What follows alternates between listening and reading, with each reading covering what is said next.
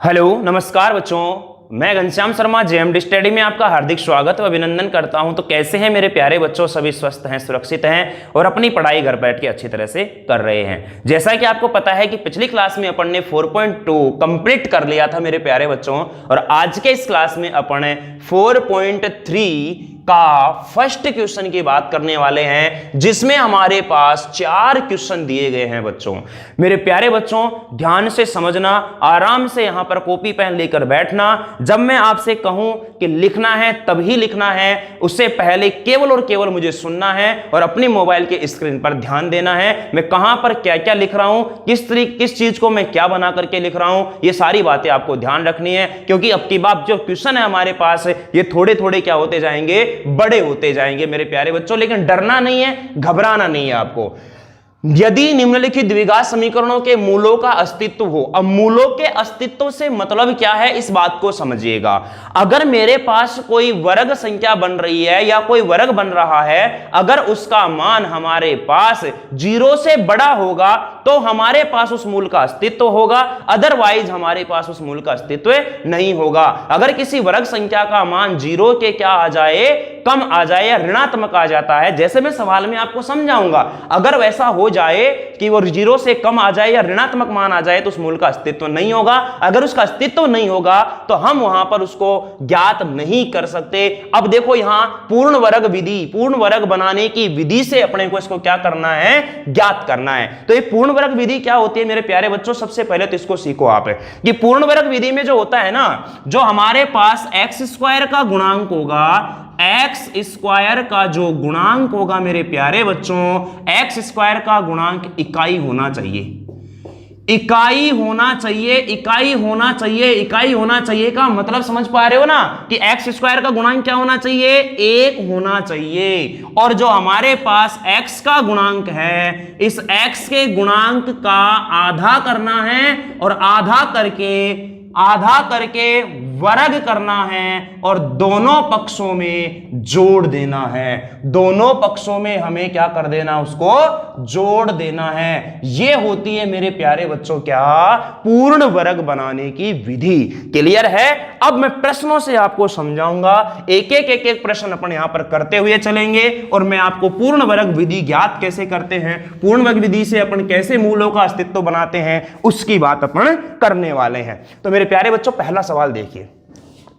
पहला क्वेश्चन है मेरे पास, 2x स्क्वायर माइनस में 7x और प्लस में 3 बराबर 0।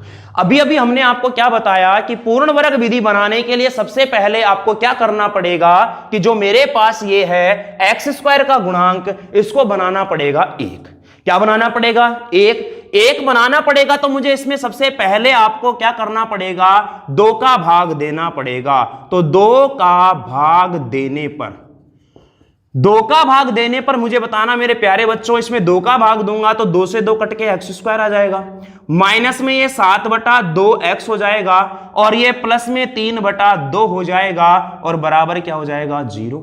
अब ये 3/2 है, इसका इधर कर देंगे अपन क्या, पक्षांतरण करूंगा तो एक्स स्क्वायर माइनस में 7/2x बराबर में ये प्लस का है, उधर जाके हो जाएगा माइनस का। बोलो मेरे प्यारे बच्चों, क्या 2 पक्ष बन गए क्या? ये रहा हमारा बायां पक्ष, ये रहा दायां पक्ष, यानी कि ये लेफ्ट हैंड साइड है, RHS इसको राइट हैंड साइड कहते हैं। क्लियर है? अब देखो ना, ये पूर्ण वर्ग बना लिया।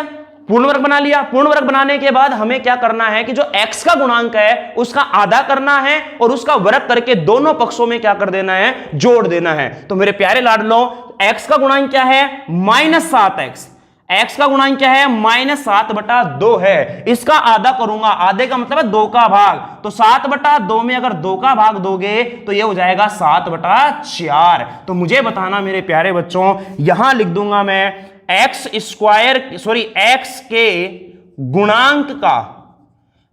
के गुणांक का आधा करके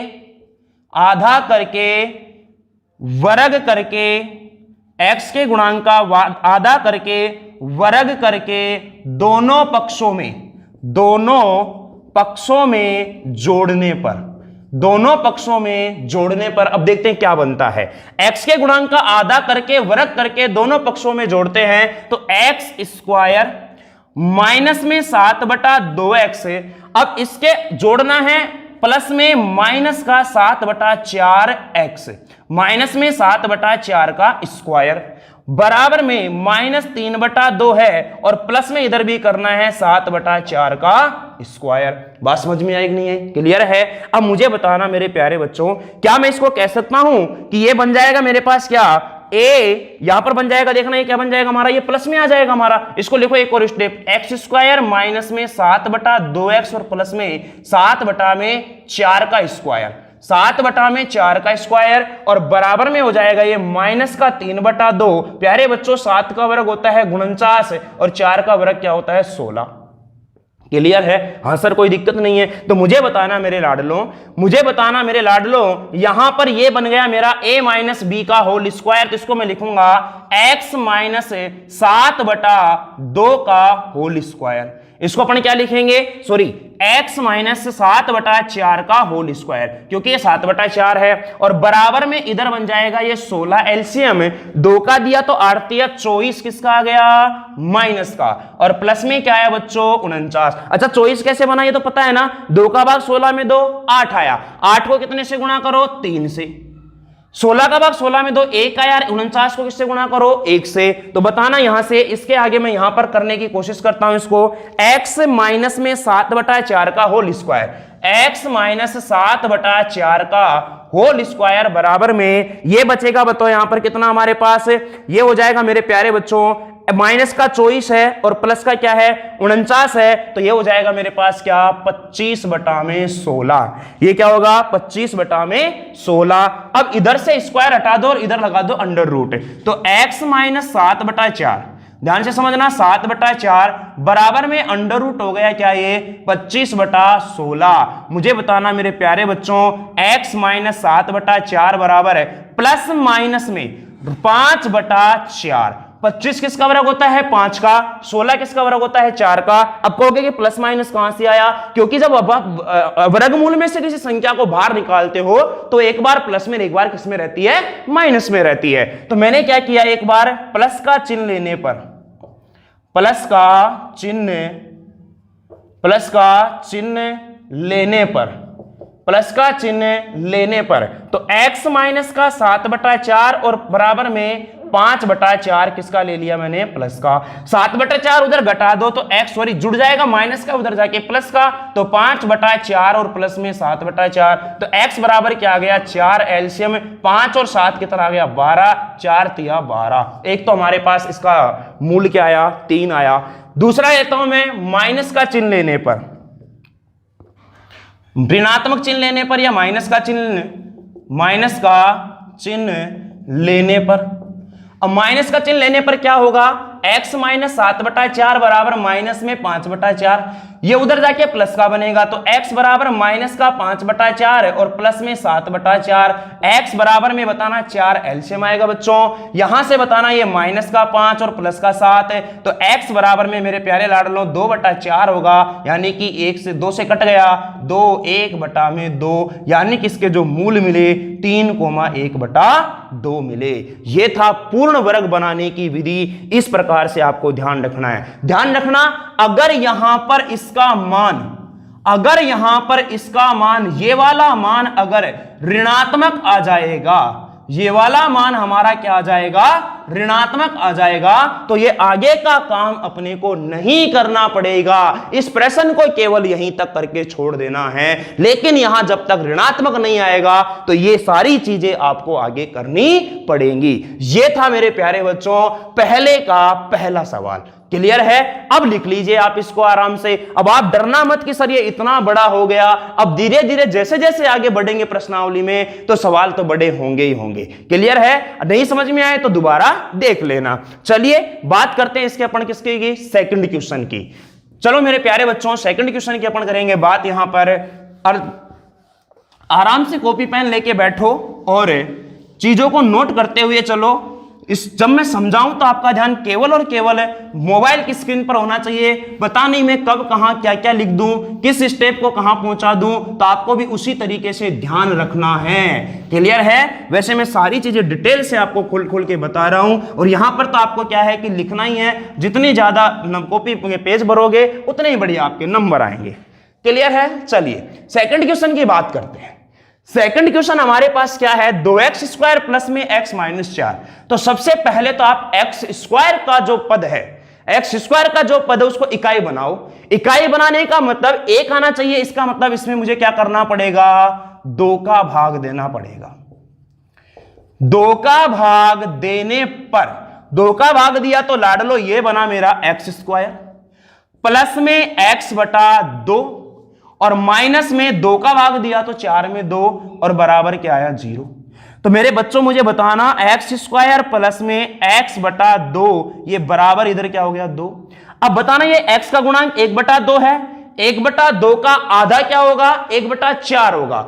1 बटा 2 इसका भी आधा 2 यानी 2 का भाग दूंगा तो ये 2 पलट जाएगा और यहां नीचे गुणा होके क्या आ जाएगा, ये 1 बटा 4 आ जाएगा। तो मैं क्या करता हूं, x के गुणांक का वही लाइन लिखनी है अपने को, x के गुणांक का आधा करके उसका वर्ग दोनों पक्षों में जोड़ने पर, दोनों पक्षों में जोड़ने पर ध्यान देना बच्चों। यहां पर अब x का गुणांक यानी कि 1 बटा 4 का वर्ग अपने को दोनों पक्षों में जोड़ना है। x के गुणांक का आधा किया 1 बटा 4 उसका वर्ग, तो ये हो गया x² प्लस में x बटा 2 और प्लस में 1 बटा 4 का होल स्क्वायर बराबर 2 प्लस 1 बटा 4 का होल स्क्वायर। इस चीज से कोई फर्क नहीं पड़ता, इसमें दोनों पक्षों में नहीं जोड़ोगे तो फर्क पड़ जाएगा।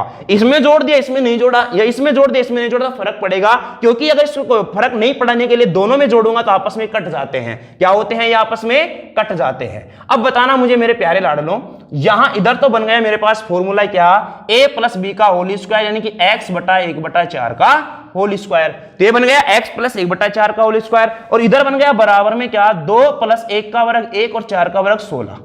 4 का वर्ग कितना 16।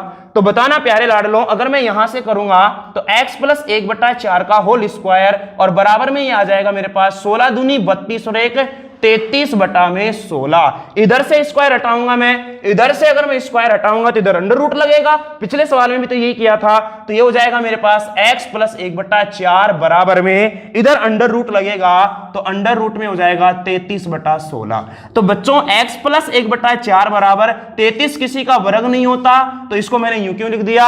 16 किसका होता है, 4 का, तो 4 लिख दो, लेकिन किस में है, प्लस माइनस में। मुझे बताना क्या यहां पर इसका ये ऋणात्मक आया, क्या नहीं आया। ऋणात्मक नहीं आया तो इसके मूल निकालने पड़ेंगे, समीकरण का अस्तित्व होगा। अब एक बार तो अपन लेने हैं कौन सा चिन्ह, प्लस का, प्लस का चिन्ह लेने पर। अब प्लस का चिन्ह यानी धनात्मक चिन्ह लूंगा, धनात्मक चिन्ह लूंगा तो x प्लस 1 बटा 4 बराबर में प्लस का अंडर रूट 33 बटा 4।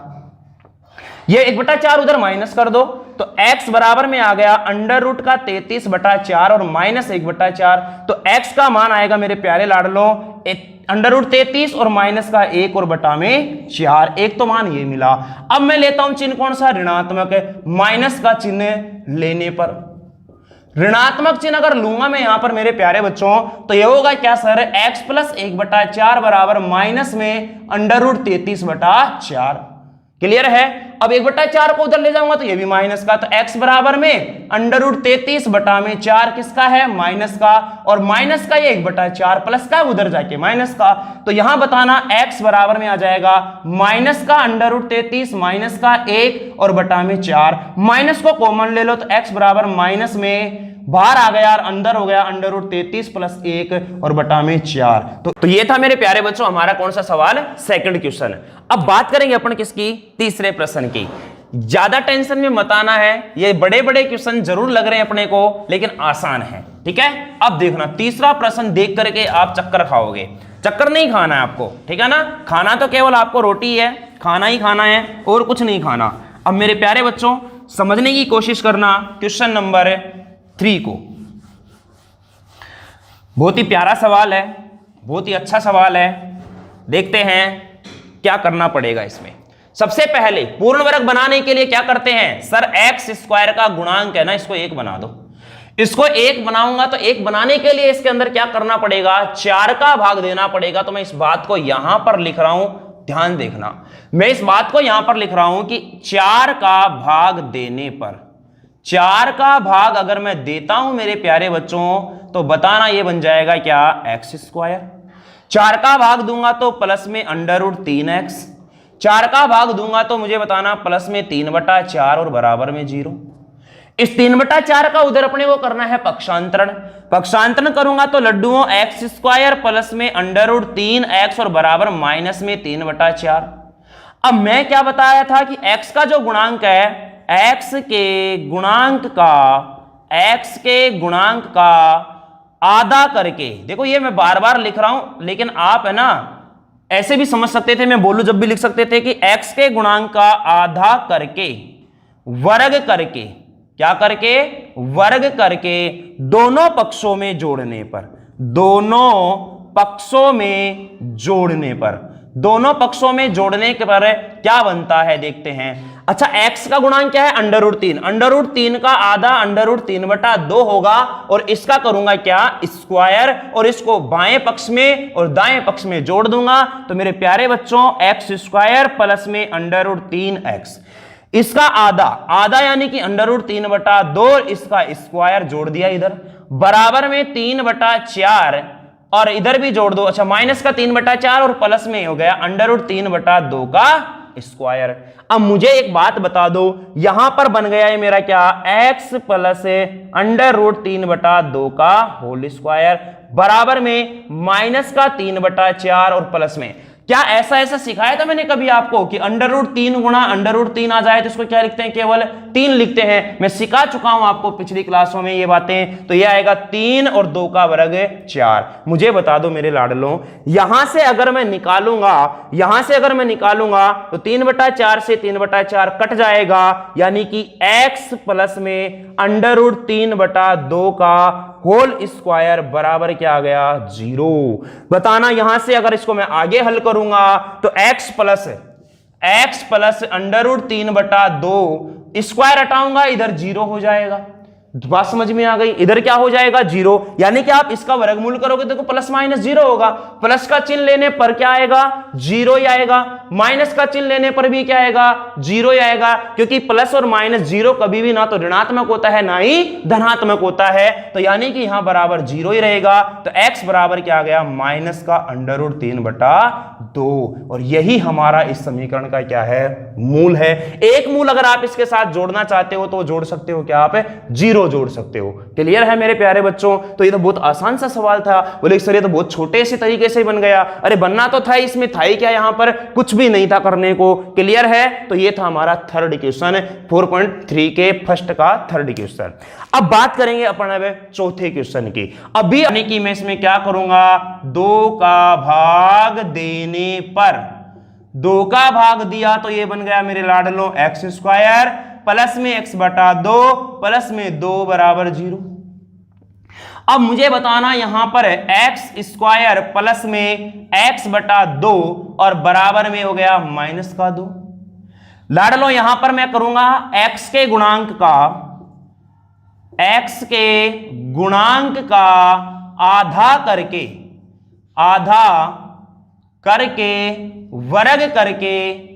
वर्ग करके दोनों पक्षों में जोड़ने पर।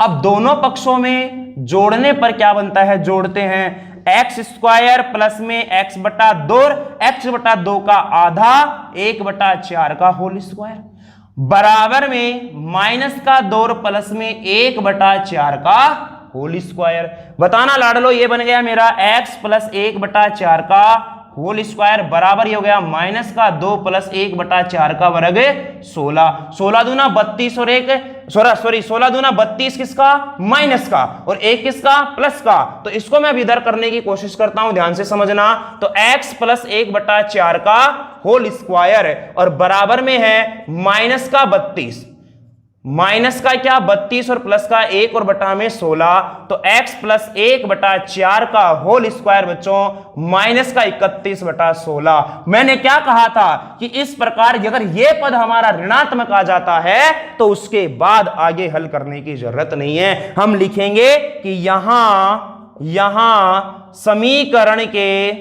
समीकरण के यहां समीकरण के मूलों का अस्तित्व नहीं है, अस्तित्व नहीं है। बात समझ में आई कि नहीं आई? तो हम इसको पूर्ण वर्ग विधि से ज्ञात नहीं कर सकते। तो ये था हमारा क्वेश्चन नंबर फर्स्ट का फोर्थ क्वेश्चन। तो प्यारे बच्चों, अब इस क्लास में अपन केवल पहले क्वेश्चन की ही बात करेंगे, जो चारों क्वेश्चन मैंने करवा दिया है।